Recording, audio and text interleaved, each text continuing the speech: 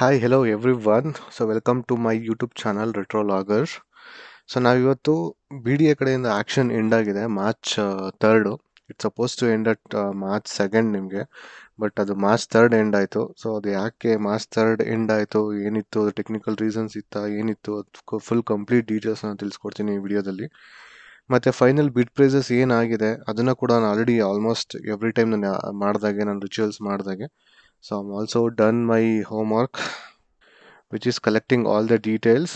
So ಅದನ್ನು ಕೂಡ ನಾವು ಡಿಸ್ಕಸ್ ಮಾಡೋಣ, ಯಾವ್ಯಾವ ಸೈಟು ಎಷ್ಟೆಷ್ಟಕ್ಕೆ ಹೋಗಿದೆ, ಯಾವ ರೀತಿಯಾಗಿ ಫೈನಲ್ ಪ್ರೈಸ್ ಆಗಿದೆ ಅಂತ ಅಂದ್ಬಿಟ್ಟು.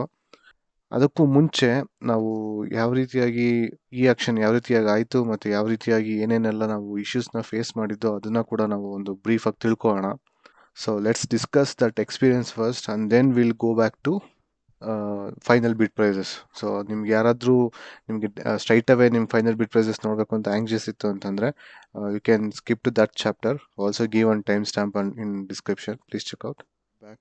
And if you give me more than 500 likes, I'll be sharing this Excel sheet. Okay, now let's start with the experiences actually which we faced. ನಾವೇನೇನು ಎಕ್ಸ್ಪೀರಿಯನ್ಸ್ ಫೇಸ್ ಮಾಡಿದ್ವಿ ಈ ಆ್ಯಕ್ಷನ್ಸಲ್ಲಿ, ಸೊ ಅದ್ರ ಬಗ್ಗೆ ಕಂಪ್ಲೀಟ್ ನನಗೆ 4 topics ಇದೆ ಮಾತಾಡಬೇಕು. So will complete all this topics. Firstly ನಮಗೆ B D A ವೆಬ್ಸೈಟಲ್ಲಿ ನಮಗೆ ಜಿಯೋ ಟ್ಯಾಕ್ಸ್ ಆಗಲಿ, ಜಿಯೋ ಮ್ಯಾಪ್ಸ್ ಆಗಲಿ, ನಮಗೆ ಅದು ಕರೆಕ್ಟ್ ಡೇಟ್ ನಮಗೆ ಅಪ್ಡೇಟ್ ಆಗಿರಲಿಲ್ಲ. ಅಟ್ ಮಾರ್ಚ್ 10th ನಮಗೆ ಈ ಆಕ್ಷನ್ ನಮಗೆ ನೋಟಿಸ್ ಬಂದಿತ್ತು, ನಮಗೆ ಎಲ್ಲ ನ್ಯೂಸ್ ಪೇಪರಲ್ಲಿ ನಮಗೆ ನೋಟಿಸ್ ಬಂದಿತ್ತು. ಬಟ್ ಅದಾದಮೇಲೆ ಕೂಡ ಆಫ್ಟರ್ 14th ನಮಗೆ 14th ಆ್ಯಕ್ಚುಲಿ ನಮಗೆ ಆಕ್ಷನ್ ಸ್ಟಾರ್ಟ್ ಆಗಿದ್ದು. ಸೊ ಅದಾದಮೇಲೂ ಕೂಡ ನಮ್ಗೆ ಆಕ್ಷನ್ ಸ್ಟಾರ್ಟ್ ಆದಮೇಲೂ ಕೂಡ ನಮಗೆ ಆಲ್ಮೋಸ್ಟ್ 25th ನಮಗೆ ಬಿ ಡಿ ಎ ವೆಬ್ಸೈಟ್ ನಮಗೆ ವರ್ಕೇ ಆಗ್ತಿರ್ಲಿಲ್ಲ. ಅದರಲ್ಲಿ ನಮಗೆ ಯಾವುದೇ ರೀತಿಯ ಆಕ್ಷನ್ ಆಗಲಿ, ಯಾವುದೇ ರೀತಿಯ ಜಿಯೋ ಟ್ಯಾಕ್ಸ್ ಆಗಲಿ, ಯಾವುದೇ ರೀತಿಯಾಗಿ ಏನೂ ಅಪ್ಡೇಟ್ ಆಗಿರಲಿಲ್ಲ. ಎಷ್ಟೋ ಜನ ನಮ್ಮ ಸಬ್ಸ್ಕ್ರೈಬರ್ಸೇ ಕೇಳೋಕ್ಕೆ ಶುರು ಹಚ್ಕೊಬಿಟ್ಟಿದ್ರು, ಏನು ಸರ್ ನಿಜವಾಗ್ಲೂ ಜಿಯೋ ಟ್ಯಾಕ್ಸು ಮತ್ತು ಏನೂ ಅಪ್ಡೇಟ್ ಆಗಿಲ್ಲ ಬಿ ಡಿ ಎ ಕಡೆಯಿಂದ, ಇದು ನಿಜವಾಗ್ಲೂ ಆಕ್ಷನ್ಸ್ ಇದೆಯಾ, ಇಲ್ಲ ನೀವೇನಾದರೂ ಬ್ಲಫ್ ಮಾಡ್ತಾ ಇದ್ದೀರಾ ಅಂತ ಎಲ್ಲ ನನಗೆ ಕ್ವೆರಿ ಬರೋಕ್ಕೆ ಶುರು ಹಚ್ಕೋತು. ಬಟ್ ಆದಮೇಲೆ 25th ಆದಮೇಲೆ because of new website B D A ಕಡೆಯಿಂದ ಮಾಡಿರೋದ್ರಿಂದ ತುಂಬ ಸ್ಲಾಪಿಯಾಗಿ ಮಾಡಿದರು. ಸೊ ಅದು ಕೂಡ ಸರಿಯಾಗಿ ವರ್ಕ್ ಆಗ್ತಿರ್ಲಿಲ್ಲ. But after all this things geo ಟ್ಯಾಗ್ನ ವಿತ್ ಗ್ರೇಟ್ ಡಿಫಿಕಲ್ಟೀಸ್ ನಾನು ತಗೊಂಡು ನಾನು ಸೈಟ್ ವಿಸಿಟ್ ಕೂಡ ಮಾಡಿದ್ದೆ. I think I have done almost 3 to 4 videos about this. ಅದನ್ನು ಕೂಡ ನೀವು ನೋಡಿ ಅಪ್ರಿಷಿಯೇಟ್ ಮಾಡಿದ್ರೆ ಥ್ಯಾಂಕ್ಸ್ ಫಾರ್ ದ್ಯಾಟ್. ಸೊ ಅದಾದಮೇಲೆ 25th ಆದಮೇಲೆ ಜಿಯೋ ಟ್ಯಾಗ್ಸ್ ನಮಗೆ ರಿಲೀಸ್ ಆಯಿತು ಬಿ ಡಿ ಎ ಕಡೆಯಿಂದ. ಅದು ನಿಮಗೆ ನೆಕ್ಸ್ಟ್ ಗೊತ್ತು ಏನೇನು ಆಯಿತು ಅಂತ ಅಂದ್ಬಿಟ್ಟು. ಅದಾದಮೇಲೆ ಸೊ ವಿ ಪಾರ್ಟಿಸಿಪೇಟೆಡ್ ಇನ್ ಈ ಆಕ್ಷನ್. ಸೊ ನಾನು ಯಾವಾಗ ಸೈಟ್ ವಿಸಿಟ್ ಮಾಡಿದೆ, ಸೆಕೆಂಡ್ ಪಾಯಿಂಟ್ ಏನಪ್ಪ ಅಂತಂದರೆ ದೇವರ್ ಲಿಟಿಗೇಷನ್ ಪ್ರಾಪರ್ಟಿ ಇನ್ ವಿಶೇಷ layout 9th block 1675 property number. ನಾನು ಯಾವಾಗ ಸೈಟ್ ವಿಸಿಟ್ ಮಾಡಿದೆ ಆವಾಗ ಆ್ಯಕ್ಚುಲಿ ಯಾವುದೇ ರೀತಿಯ ನಿಮಗೆ ಬೋರ್ಡ್ ಆಗಲಿ ಹೋರ್ಡಿಂಗ್ಸ್ ಆಗಲಿ ಇರಲಿಲ್ಲ. ಸೊ ಇದು ಎಂಕ್ರೋಚ್ ಆಗಿದೆ ಅಥವಾ ಲಿಟಿಗೇಷನ್ಸ್ ಇದೆ ಅಂದ್ಬಿಟ್ಟು. ಅದಾದಮೇಲೆ after I made A site visit and I done all the video analysis. ಅದಾದಮೇಲೆ ಓನರ್ಗೆ ರಿಯಲೈಸ್ ಆಯಿತು ಅನಿಸುತ್ತೆ, ಬಿ ಡಿ ಎ ಕಡೆಯಿಂದ ಈ ಆಕ್ಷನ್ ಕಾಲ್ ಮಾಡಿದ್ದಾರೆ ವಿಚ್ ಇನ್ಕ್ಲೂಡ್ಸ್ ದಿಸ್ ಸೈಟ್ ಅಂದ್ಬಿಟ್ಟು. ಸೊ ಅವರೆಲ್ಲ ಕ್ಲೀನ್ ಮಾಡಿಸಿ ಮತ್ತು ಪ್ರಾಪರ್ಟಿ ಎಲ್ಲ ಕ್ಲೀನ್ ಮಾಡಿಸಿ ಹೋರ್ಡಿಂಗ್ ಹಾಕ್ಸಿದ್ದಾರೆ. ಸೊ ಯಾರೇ ರೀತಿಯ ನಿಮಗೆ ವಿತೌಟ್ ಟ್ರೆಸ್ ಪಾಸ್ ಮಾಡಿದ್ರೆ there will be an severe actions taken ಅಂದ್ಬಿಟ್ಟು. ಐ ಆಲ್ಸೋ ಇದ್ರ ಬಗ್ಗೆ ನಾನು ನನ್ನ ವಾಟ್ಸಪ್ ಗ್ರೂಪಲ್ಲಿ ಕೂಡ ಮೆನ್ಷನ್ ಮಾಡಿದ್ದೆ. ಸೊ ನಿಮಗೆ ವಾಟ್ಸಪ್ ಗ್ರೂಪಲ್ಲಿ ನೀವೇನಾದರೂ ಜಾಯ್ನ್ ಆದರೆ ಈ ಥರ ಬೆನಿಫಿಟ್ಸ್ ಇರುತ್ತೆ. ಏನಾದರೂ ಲೇಟೆಸ್ಟ್ ಅಪ್ಡೇಟ್ಸ್ ಇತ್ತು ಅಂತಂದರೆ ನಾನು ಕೊಡ್ತಾ ಹೋಗ್ತೀನಿ. ಸೊ ನಿಮಗೆ ಡಿಸ್ಕ್ರಿಪ್ಷನಲ್ಲಿ ನನ್ನ ವಾಟ್ಸಪ್ ಗ್ರೂಪ್ ಇರುತ್ತೆ, please check out. So B D A ಕಡೆಯಿಂದ ಯಾವುದೇ ರೀತಿಯ ಒಂದು ಅಪ್ಡೇಟ್ ಇಲ್ಲ. ಈ ಸೈಟ್ ಏನಾಗಿದೆ, ಲಿಟಿಗೇಷನ್ ಆಗಿದೆ ಅಂತ ನಾನು ಕಾಲ್ ಕೂಡ ಮಾಡಿ ಕೇಳಿದೆ, ಬಟ್ ಅವ್ರ ಕಡೆಯಿಂದ ಯಾವುದೇ ರೀತಿಯ ಒಂದು ಮಾಹಿತಿ ಸಿಗಲಿಲ್ಲ, ನನಗೆ ಇನ್ಫಾರ್ಮೇಷನ್ ಸಿಗಲಿಲ್ಲ. ಅವ್ರು ಹೇಳಿದ್ದು ಸರ್ ಯಾವುದೇ ರೀತಿಯ ಲಿಟಿಗೇಷನ್ಸ್ ಆಗಿಲ್ಲ, ಸೊ ಆ ಥರ ಬೋರ್ಡ್ ಹಾಕಿದ್ದಾರೆ, will take care of that ಅಂತ ಹೇಳಿದ್ರು. But they never taken care of that. ಅದಾದಮೇಲೆ ನಮಗೆ ನೀವು ಇದನ್ನು ನೋಡಿದ್ರೆ action prices, final bid prices ನೋಡಿದ್ರೆ ಇಟ್ಸ್ ಆಲ್ಮೋಸ್ಟ್ 100% ನಿಮಗೆ ಇನ್ಕ್ರೀಸ್ ಆಗಿದೆ. ಸೊ ನನಗೆ ಗೊತ್ತಿಲ್ಲ ಯಾರು ಬಿಡ್ ಮಾಡಿದ್ರು ಅಂದ್ಬಿಟ್ಟು, ಅವ್ರಿಗೆ ಮಾಹಿತಿ ಇತ್ತೋ ಇಲ್ಲ ಇನ್ಫಾರ್ಮೇಷನ್ ಇತ್ತೋ ಗೊತ್ತಿಲ್ಲ. But one of my subscriber suffered from this actually. So once ಅವರು ಇದೇ ಥರ ಲಿಟಿಗೇಷನ್ ಅಂತ ಪ್ರಾಪರ್ಟಿ ತೊಗೊಂಡು 25% ಆಫ್ ದ ಅಮೌಂಟ್ನ ಪೇ ಮಾಡಿದರು. ಬಟ್ ಆಮೇಲೆ ಪೇ ಮಾಡಿದ್ಮೇಲೆ ಅವ್ರಿಗೆ ರಿಯಲೈಸ್ ಆಯಿತು ಇದು ನಿಮಗೆ ಲಿಟಿಗೇಷನ್ ಇದೆ ಅಂತ ಅಂದ್ಬಿಟ್ಟು. ಈಗ ಅವರು ಬಿ ಡಿ ಎ ಮೇಲೆ ಕೇಸ್ ಕೂಡ ಹಾಕಿದ್ದಾರೆ. ಬಟ್ ಆದರೂ ಕೂಡ ಬಿ ಡಿ ಎ ಕಡೆಯಿಂದ ಯಾವುದೇ ರೀತಿ ರೆಸ್ಪಾನ್ಸ್ ಇಲ್ಲ ನೋಟಿಸಸ್ಗೆ, ಲೀಗಲ್ ನೋಟಿಸಸ್ಗೆ.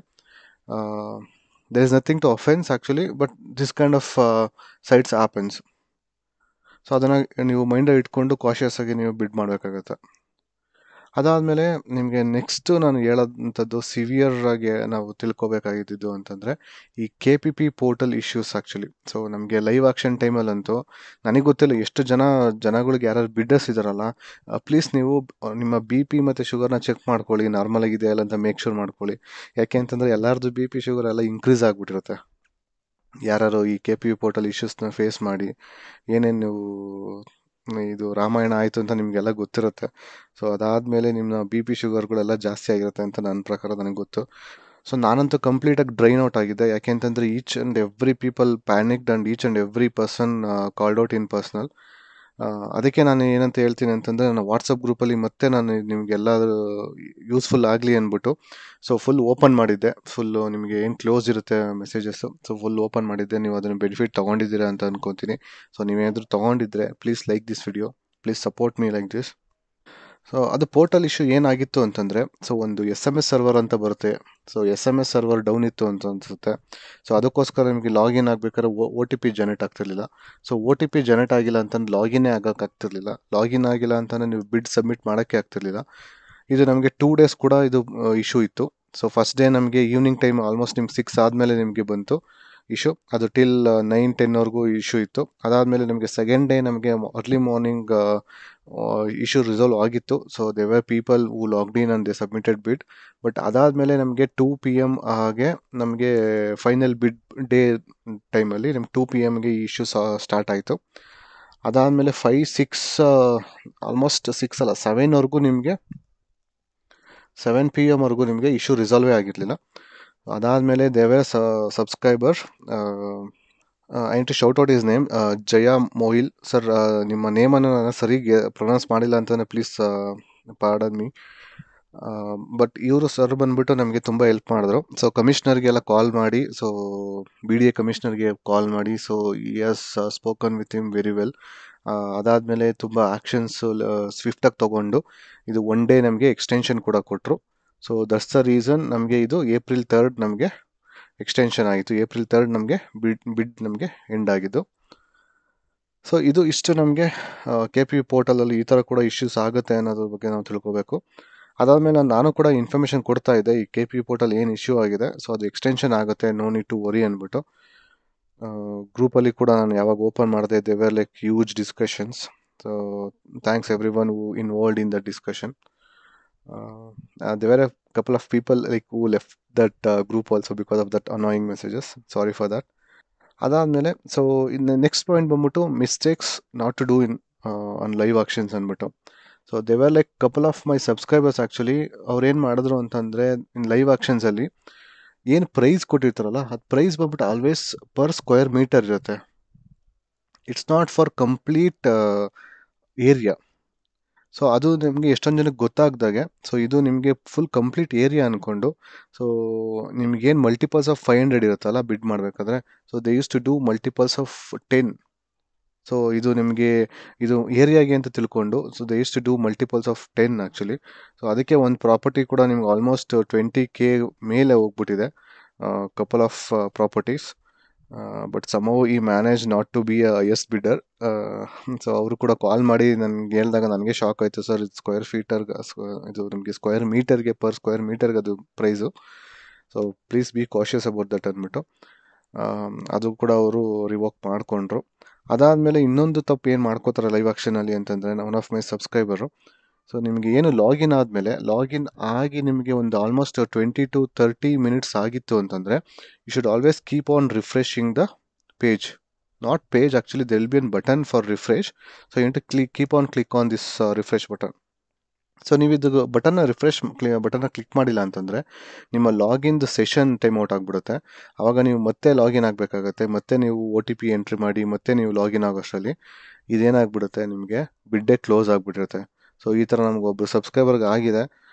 ಅದು ತುಂಬ ಒಳ್ಳೆ ರೇಂಜಲ್ಲಿತ್ತು, ಅವ್ರಿಗೂ ಕೂಡ ನಿಮ್ಗೆ ಅಫೋರ್ಡಬಲ್ ಪ್ರೈಸಲ್ಲಿತ್ತು. ಅವ್ರು ಬಿಡ್ ಮಾಡೋಕ್ಕಿನ್ನ ಅವರು ಎಕ್ಸ್ಪೆಕ್ಟ್ ಮಾಡ್ತಾಯಿದ್ರು.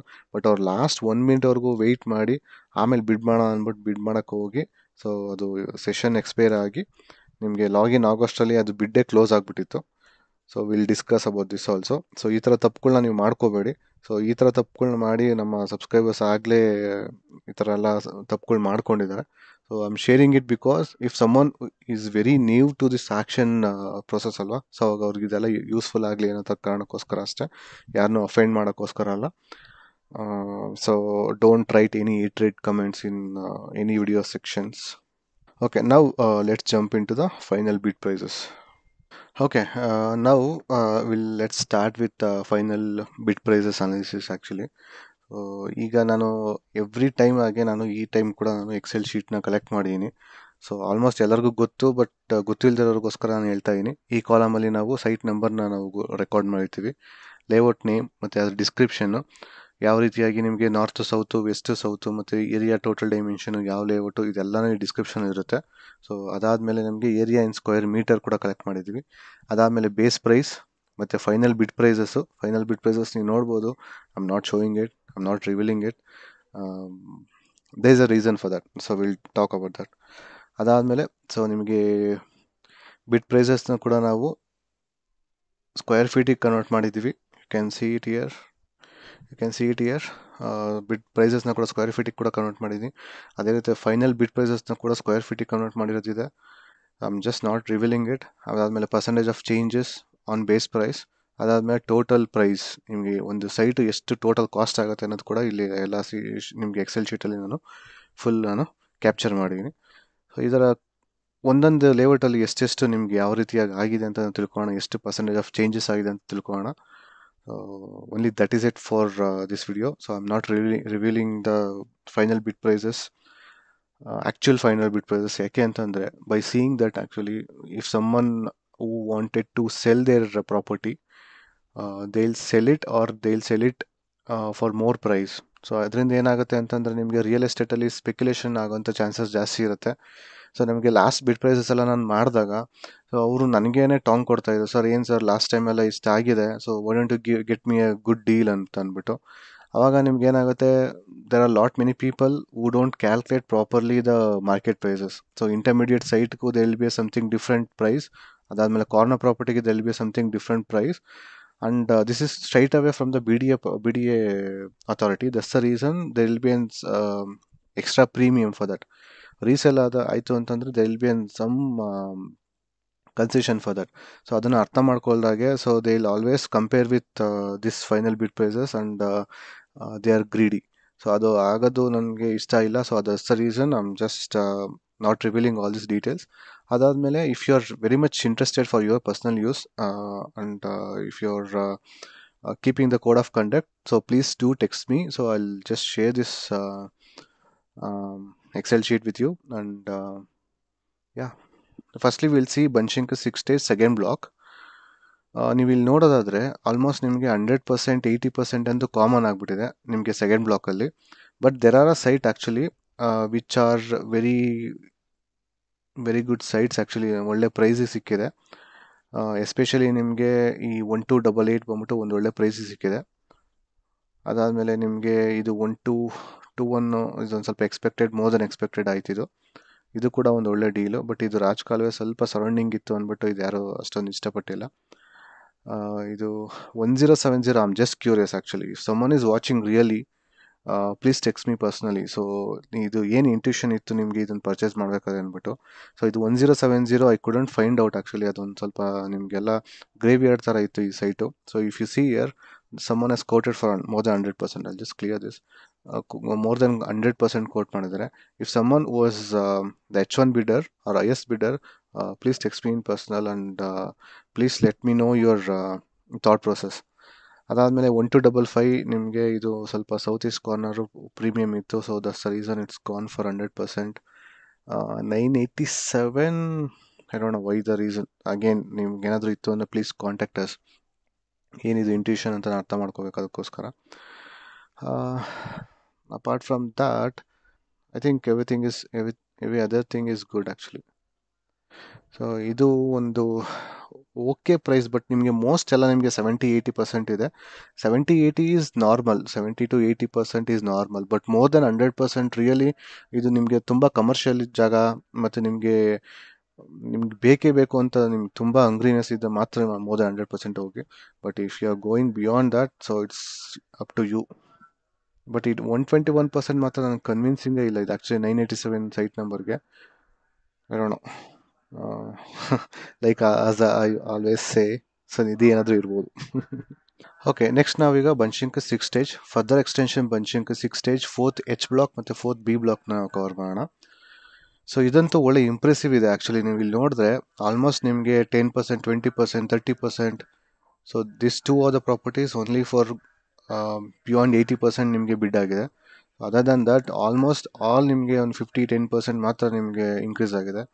ಒಳ್ಳೆ ಡೀಲ್ ಸಿಕ್ಕಿದೆ ಅವ್ರಿಗೆ actually. So I am happy for them. ಇದು ಆ್ಯಕ್ಚುಲಿ ದೇರ್ ವರ್ ಲೈಕ್ ನಾನು ಕಾಲ್ ಮಾಡಿದಂಥ ನನ್ನ ಸಬ್ಸ್ಕ್ರೈಬರ್ಸ್ಗೆ ಎಲ್ಲರಿಗೂ ಹೇಳ್ತಾ ಇದ್ದೆ, 4th B ಬ್ಲಾಕಲ್ಲಿ ತುಂಬ ನಿಮಗೆ ಪಾರ್ಟಿಸಿಪೇಷನ್ ತುಂಬ ಕಮ್ಮಿ ಇದೆ, ಯು ಕ್ಯಾನ್ ಕನ್ಸಿಡರ್ ಅಂದ್ಬಿಟ್ಟು. I don't know who was all taken this serious and who not considered. Okay, ನಾವಿವಾಗ ನಮಗೆ ವಿಶೇಷ ಲೇಔಟ್ ಎಲ್ಲ ಡಿಫ್ರೆಂಟ್ ಬ್ಲಾಕ್ಸ್ ನಾನು ಸೆಲೆಕ್ಟ್ ಮಾಡ್ಕೊಂಡಿದ್ದೀನಿ. So will cover everything in ವಿಶೇಷ layout in one single shot. ನೀವು ಇಲ್ಲಿ ನೋಡ್ಬೋದು. ಸೊ 9th ಬ್ಲಾಕ್ ಈ ಸೈಟ್ ನಂಬರ್ 1675 ಇದೆಯಲ್ಲ. ಸೊ ಇದನ್ನೇ ನಾನು ಹೇಳಿದ್ದು, ಲಿಟಿಗೇಷನ್ ಇದೆ ಅಂದ್ಬಿಟ್ಟು ಒಂದು ಬೋರ್ಡ್ ಕೂಡ ಹಾಕಿದ್ದಾರೆ ಅಂದ್ಬಿಟ್ಟು. ಸೊ ಇಲ್ಲಿ ನೀವು ನೋಡಿದ್ರೆ ಮೋರ್ ದೆನ್ 100% ನಿಮಗೆ ಬಿಡ್ ಮಾಡಿದ್ದಾರೆ. I don't no. ಸೊ ಇದು ಬೇಸ್ ಪ್ರೈಸ್ ಬಂದ್ಬಿಟ್ಟು 5.5 ಇತ್ತು. ಜಸ್ಟ್ ಥಿಂಕ್ ಆಫ್ ಲೈಕ್ ಎಷ್ಟು ಇನ್ಕ್ರೀಸ್ ಮಾಡಿದ್ದಾರೆ ಅಂದ್ಬಿಟ್ಟು.